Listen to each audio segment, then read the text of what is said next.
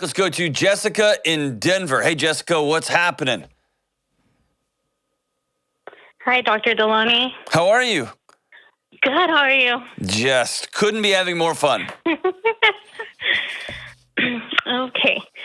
So I have a question for you. Anytime somebody starts a call with, okay, it's usually a good one. Yeah, so here it is. My son's father and I decided to separate when he was 6 months, when my son is 6 months. Okay. And now he's 10 months. So at that point, at 6 months, he moved out of the house, and we find ourselves spending a lot of time together. Are y'all divorced? No, we weren't married. We had been together for about 6 years, lived together for 4 of those years. So we never were legally married, to just cohabiting. And we decided... Why'd y'all break up? So there's a number of things, but I think the 3 events that just I couldn't come back from were... the biggest one was I got really bad postpartum depression afterwards, and I just didn't feel supported by him. One of the times he actually made a comment once that I was weak, like a weak mom, and that really hit me so hard. I remember just feeling like a punch to my stomach because I was feeling weak, and I was feeling like I wasn't a good mom. So when he told me those words, I went into my closet and just cried. Yeah. And he seen me crying, and he never, he didn't say anything to me. He actually said something about, stop crying. I'm not going to feel bad for you because you're crying. And I think that was a turning point for me because I had thoughts of not being worthy, not being, my son deserves a better mom. So the next day after that happened, I realized that those thoughts just were so extreme. I had never had thoughts like that. So I reached out to a therapist, and so I started seeing a therapist. And the other event that was pretty significant was in December of 2019. He was unfaithful. He was going to get some massages at a massage parlor place, and I found out about those. And so just there was no trust either. I got a massage yesterday. Are you talking about No, but these were happy ending massages. Okay. They were sexualized massages. Okay. Yeah. Okay. And he told me about him, and so there was no trust. And then I think the last thing that I can say that really just we tried everything to be together was couples therapy. So I have started my own individual therapy. He started his individual therapy, and we seeked out a really good couples therapist. And we had been going to some sessions, and in one of those sessions, he decided to just walk out. He was so upset, and he walked out of the session. Yeah. And I thought he went to go get a breather, but when I looked, we were at home doing on a video call, but when I looked out the window, he had actually left. Yeah. And to me, that was so rejecting. So after that, I told him, I'm still willing to do couples therapy, but you have to schedule the next one. And he just never did. So we were both just full of resentment and couldn't stand each other anymore. He had been sleeping on the couch for over a month and a half before we separated. Okay. And we talked and both came to the decision that it just was not working for us, that we could not be living together anymore. Yeah. So here you're here now. You got a 10-month-old. Yeah. And yes. I'm going to make a guess. And so I'm going to make a guess. No, y'all aren't broken up, but you're broken up. No, we really are. We've actually discussed not getting back together anymore. Okay. We both decided that. And so recently he invited us to California with him. And I really want to go. I was excited, and I mentioned it to my mom, and she actually said, She made a comment about how I am setting a bad example for my son, that I'm teaching him what relationships are like in a wrong way because we're not together and we don't plan on being back together, and that I'm pretty much going to scar him. So my question to you was, am I setting a bad example for my son? Like, should I not be spending as much time with his son, being that we don't plan on getting back together? I don't believe you that you're not planning on getting back together. That's just me. Have y'all, okay, so y'all broke up 4 months ago, I guess, 5 months ago, is that right? Yes. Yeah. Have y'all slept together in that 5 months? Yes. Have y'all gone to dinner? We haven't in the past, 2 months. Okay, great. Congratulations. Have y'all gone to dinner or coffee? Or when he comes to see his child, do you just go to? Yeah. Yeah. I don't believe you, is what I'm saying. That's not a bad thing. I still am your friend, and I would still hang out too. I just don't believe you. And I think somewhere in there, y'all got crossways, y'all got sideways. And he didn't know how to handle being a new dad, and it scared the crap out of him. And postpartum depression is a just nightmare. And he didn't have the tools to navigate that and said stupid things. And he's probably dealing with his own crap. And he was unfaithful and. And my guess is you've got challenges too. Is that fair? Are you a lot? Yes. Yes. I am. You are. I am too. It's good. Welcome to the A Lot Club. And so here's what I'm thinking. I'm thinking that this is a tough season and it's frustrating and it's been really peaceful to not have to deal with that, and you still love this guy a lot, and or you're connected to this guy. That doesn't mean you have to be married to him. It doesn't mean blah, blah, blah. But I think that there is still a part of you that's not fully done here. Here's where the challenge is for your son. It's a son, right? I just made that up. It's a son? Yes, it's a son. Okay. Yes. And again, this is putting a lot on a 10-month-old, which isn't fair. But over time, there's always this childhood fantasy that my parents will get back together at some point.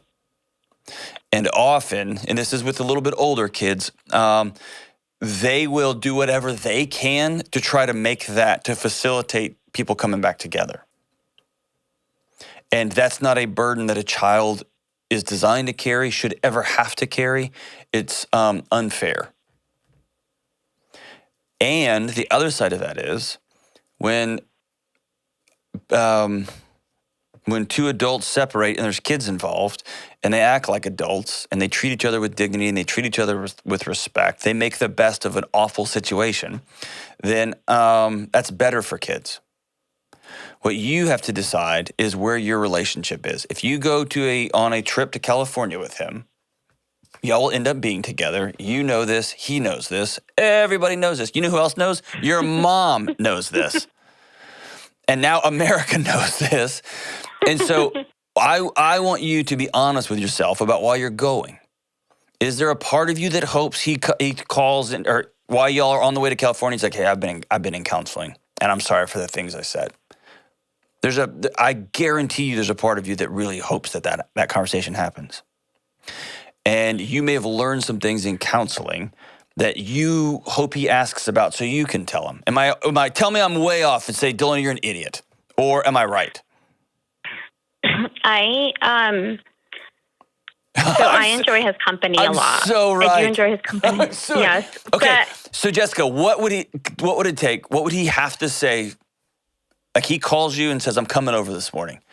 What would he say to you? And you were like, all right, I'm all back in. I can feel it on you through the phone that you are 1 centimeter from being all back in, but he just has to do a couple of things. What are those things?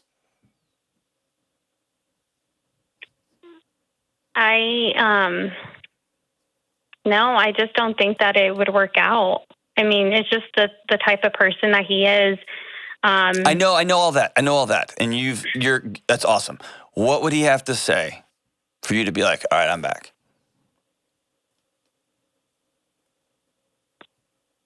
That he's willing to do whatever it takes. I knew it. Anything win you my were saying. trust back. Yes, yeah. I knew it though. I knew it. So here's the thing. Here's where your mom is correct. There is going to be relational modeling. And if your son learns that there will always be, that women will hang on and hang on and hang on and hang on, and dad can leave and do whatever dad wants to do, and then swoop back in, then swoop back out, and mom is going to continue to hang on and hang on and hang on, you are correct. There will be a modeling that's going on about this is how relationships work. Your son is not going to listen to you as much as he's going to watch you. He's not going to listen to dad as much as he watches dad. The other side of that is, I think that your relationship is still salvageable, as crazy as that sounds. I don't know him. I'd have to talk to him. And he's obviously working through some demons. He's got some stuff that he's got to navigate. But I don't think the whole thing's over. I do think while you are in limbo land, it is not smart for you to treat him like a boyfriend. Okay. And here's the other thing. Can I say something scary? Because you've been through a lot. Yeah. I don't think you are broken or weak or dysfunctional or not a strong, powerful single mom. If you sit down and exhale and drop your shoulders and say, holy smokes, I still love this guy. And he did all these things and I still have feelings for him. I don't think any of that stuff is bad or wrong. But I think you've got to make peace with, I am not going to be with him, therefore I'm not going to be in communication with him. I'm not going to go on dates with him. I'm not going to sleep with him. I'm not going to fill in the blank with him. I have to move on with my life. We will be connected forever because we share a child and we're going to be adults. But there is going to come a day that he calls and says, hey, me and my girlfriend are coming over to pick up our son. And that's going to be one of those moments where you can't breathe. And so I think it's about being honest with where you actually are. It sounds like y'all are on a break. The way you describe him, the things he did. Yes, he was a scumbag. Yes, he said stupid stuff. Yes, he was unfaithful. Absolutely. But you still have feelings for him in a major way. And you either need to cut ties and move on, or you need to sit down with him and be honest about, I'm still here. I'm still in this thing. It's the limbo land that's killing you. And so here's the second thing your mom was right about, but in not the right, not a normal way. What's going to be really tough for your son is the absorption of chaos, of your anxiety, your frustration relationally, your pain. And if you're not whole and well and doing the things, and you're in counseling, you are working hard, I'm so proud of you. It's incredible. So proud of you. But if you are playing ping pong with your heart, with his dad, that's what your son will absorb. Does that make sense? Yeah, that makes sense. And so I want you to have some hard conversations with your own heart and with yourself and truly mind yourself. If you still got your therapist, do it with them. If you have full trust with him, Why do you think I'm going to finish my sentence here and then you've got to be honest with yourself about the status of this relationship because it feels like there's a ... after this last breakup. Why do you think he invited you to California? He tells me that he wants to spend time with our son more. And you don't believe him? Well, you don't believe him. Why do you think he invited you? I don't care what he said. Why do you think he invited you? I think so that we can act like a family, be together. You can play family. And it's super cool to play family. Is it going to his family? Going to visit friends or family of his? No, just going to San Diego. Just vacation, huh? Yeah, it's so fun to play family. And then he can come back to Denver and you go back to doing all of the work night and day and he can live his life. And then when he wants to play family, then he gets to. Yeah. And that's not fair for you and that's not fair for that baby. And it's not fair for him. Yeah, you're right. Is that fair? I know I sound like your mom, and that just got weird for everybody, right? That's exactly what she told me. So She's really going to enjoy listening to this call. No! Jessica, let me tell you this. You're worth your needs being met. You're worth getting to the bottom of why you're why you're hard in relationships. And I love that you've been reflective enough to deal with that. I've had to deal with it too. Yeah. I love that you love your baby and you want him around his dad. I hope you never, ever lose that. Yeah. And I love the fact that you still love. I really do. But you're going to have to make some hard decisions about what the end of a relationship means for real. Or if you want to sit down and be vulnerable and say, hey, you've hurt me in really bad ways, and I still love you. And if you will X, Y, and Z, I'm still willing to be all in. Or not. But you've got to put some periods at the end of some sentences so you can start writing new ones for you and your son. Yeah. So because I did make a comment about us being in limbo once, and he said, you're in limbo. I know what I want. And was it you? And I feel like I'm the one that's in limbo. Like, I don't know. Yeah, you do know. If I can trust him. Yeah. Oh, he said he wants you?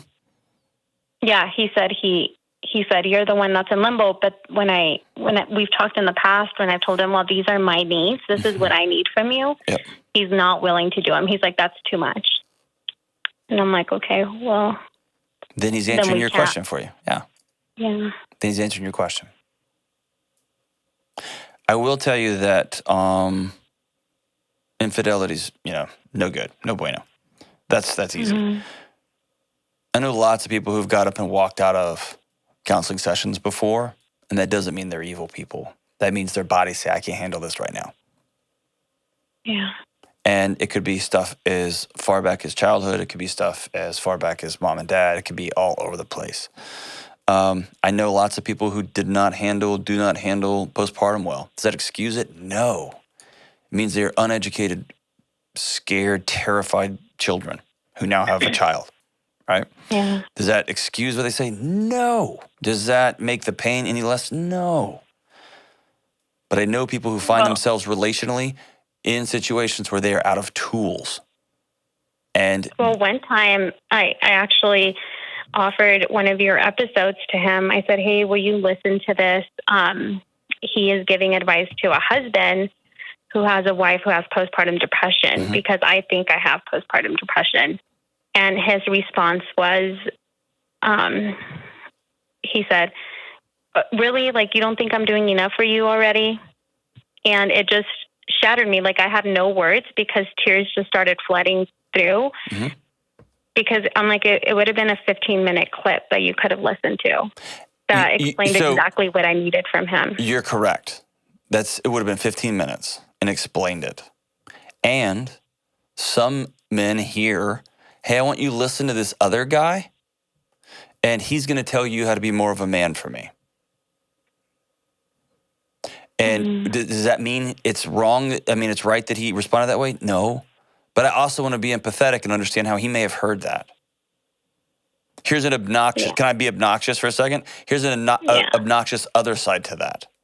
What if he saw some woman in the mall and he said, that's the body I'm looking at. That's the one I was thinking of for you. Go talk to her about how her workout and diet program is, right? And you'd be like, how about I drag you into the parking lot and run over you with the car, right? And so, sometimes we hear things in ways that aren't really what you intend, but that's how they come across. And that depends on a million different things. Again, you run up with a bunch of tools. If he can't hear the episode, okay, that's great. I'm not for everybody. Maybe you write down on a piece of paper with bullet points, here's some things that I heard from a mental health guy that would really be helpful here. Or you take what I said and you write down bullet points and then you translate them to, here are some things that I need. Here's some different ways I can say what I need. And he's going to have to grow up and know that if somebody loves you, if the person you're in love with tells you, here's how you can best love me, it doesn't mean that you're an idiot. That's actually the greatest gift one person in an intimate relationship can give to the other, is to be explicit on here's my needs. And if if somebody ever has the courage to tell you their needs and you take that personally, come on, man. Be better than that. Say, thank God. Now I don't have to try to read your mind anymore. And it's not a statement on you failed or you're a moron. It's just that your person you love told you, hey, actually, here's what I need.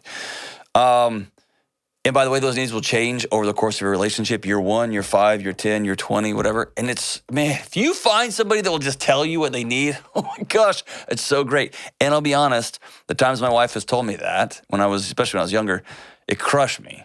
I thought, oh, what a loser I am. What a failure I am. And then my shame shot out and I started reacting like a child. I would be silent for 3 days or be grumpy or have an attitude problem because I was an immature idiot. And so I don't think you're done. I don't. Do I think this relationship can work? If y'all both want it to, yes. Does it look great right now? No. I don't think it's smart to go play family in San Diego, though. I don't think that. I don't. I think y'all need to sit down and have a hard, direct conversation. And then you have to make some grown-up decisions. And that's going to be hard. Thanks for calling, Jessica. Let us know in a couple of weeks, in a couple of months, how things are going. And we'll walk alongside with you this whole way.